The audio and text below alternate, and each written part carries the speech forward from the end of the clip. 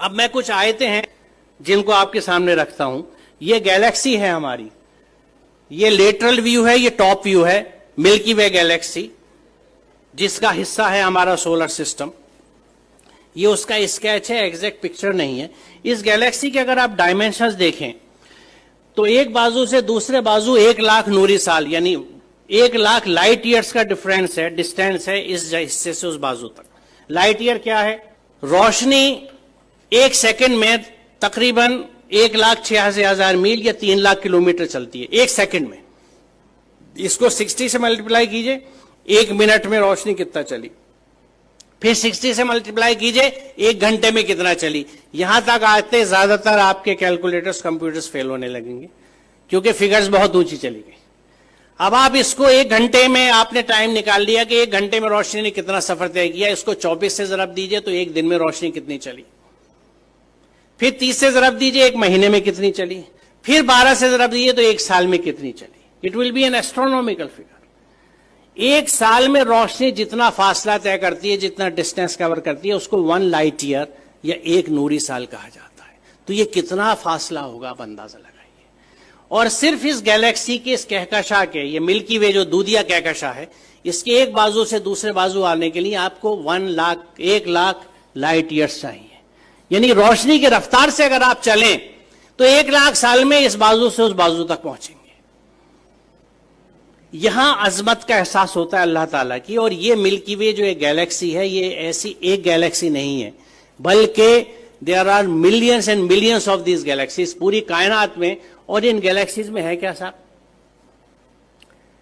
सितारे जिनकी different life cycles हैं, अगर आप स्टार्स की पढ़ें, या प्लैनेट्स जो उनके चारों तरफ घूम रहे हैं। सबसे बड़ा सवाल ये आता है कि ये रुके हुए कैसे हैं? रात में जो आसमान हमें इतना अच्छा दिखता है, उसमें तारे नजर आ रहे हैं, चांद नजर आ रहा है, ये रुके हुए कैसे? What is holding them? वो क्या चीज है? वो कौन से कुव्वतें हैं? आज हम जानते हैं कि ये इलेक्ट्रोमैग्नेटिक फोर्सेस हैं जिनके बैलेंसिंग से इनको हमने रोक रखा है। It is just phenomenal. आप ये समझिए कि मैग्नेटिक फोर्स को कंट्रोल करने के लिए इस वक्त हमारे पास जो सबसे अच्छी एग्जाम्पल है, उदाहरण है, वो मैगलेव ट्रेन का है कि मैग्नेटिक लेविटेशन से रेल की पटरी से 6 इंच ऊपर ट्रेन रन करती है, जिसको मैगलेव ट्रेन कहते हैं।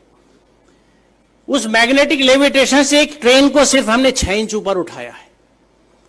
और इन प्लैनेट्स का जो billions and billions of stars and planets और सूरज हैं, सितारे हैं, ये किस तरह से बैलेंस किए हुए मैग्नेटिक फोर्सेस के साथ। ये कितना जबरदस्त कैलकुलेशन है, कितना जबरदस्त हिसाब है। और इसको जब आप समझते हैं और सूरह रहमान की उस आयत को देखते हैं कि बस समा रफा व वज़ल मीज़ान, तो बात समझ में आती है कि उसने आसमान को बुलंद किया और एक तवाजुन कायम कर दिया। तवाजुन की अहमियत की वजाहत है, क्योंकि आप इमेजिन कीजिए, मुझे नहीं पता, मैंने बचपन में खेल खेला है, उसका जिक्र मैं हमेशा इस तकरीर में अपनी करता हूं कि मैग्नेट से जब हम लोग छोटे थे तो हमारे पास वो मोबाइल फोन्स नहीं थे या स्मार्टफोन्स नहीं थे जो आज आप लोगों के पास है। हमारे पास क्या होता था? टूटी हुई चूड़ियां होती थी, सिगरेट के पैकेट होते थे, माचिस की डिब्बियां होती थी, माचिस की तीलियां हुआ करती थी, और इन चीजों से हम खेल डिवाइस किया करते थे अपने लिए। तो मैग्नेट से हम जो एक खेल डिवाइस करते थे, और वो घर से जल्दी से किसी तरह जब अम्मी की नजर बचती थी सुई उठा लाते थे या आल पिन ले लेते थे अब्बा के ड्रॉज में से, कि कागज के ऊपर पिन रखी और नीचे मैग्नेट रख के उसको घुमाना शुरू किया तो ऊपर से वो सुई घूमती थी। अब इस सुई को अगर आप बीच में रख के दोनों साइड मैग्नेट रख लें तो जिधर मैग्नेट का फोर्स ज्यादा होगा सुई उधर भागेगी। एक स्टेज ऐसी आएगी कि सुई बीच में कांपती सी रहेगी, ना इधर जा सकती है ना उधर, क्योंकि यहां पे दोनों फोर्सेज एक दूसरे को न्यूट्रलाइज कर रहे हैं।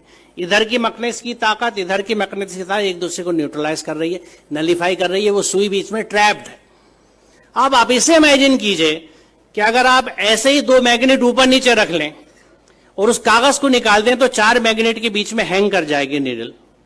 बड़ी मेहनत करनी पड़ेगी इसको बीच में हैंग करने के लिए, एक सुई को।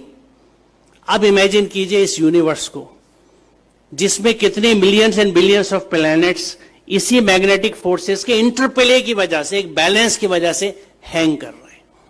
जो इसको समझ सकता है वो खालिक की अजमत को समझता है, वो परमात्मा की महात्मा को समझ सकता है, महानता को समझ सकता है, अल्लाह ताला की अजमत को पहचान सकता है। और उस वक्त वो कन्विंस होता है कि जब इस पूरी कायनात में अल्लाह के कानून चलते हैं तो मैं उसके कानून को किस तरह से एक जुज़दान में लपेट के बिना समझे ऊपर रख सकता हूं और उसको फॉलो नहीं करता।